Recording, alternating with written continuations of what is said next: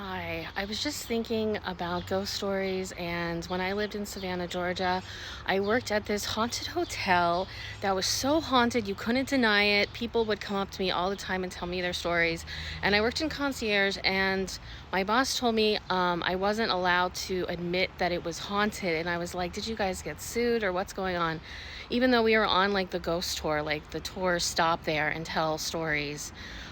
So people would come up to me who were staying in the hotel and they would just tell me their stories and I would just listen.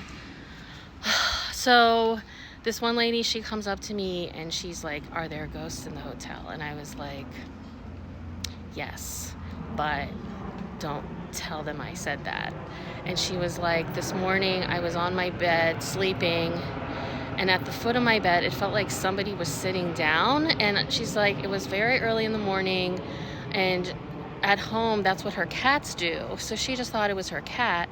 And then, as like time went by, she felt somebody hold her wrist, like check her pulse. And I was like, you know what? This used to be a tuberculosis hospital. A lot of people died here.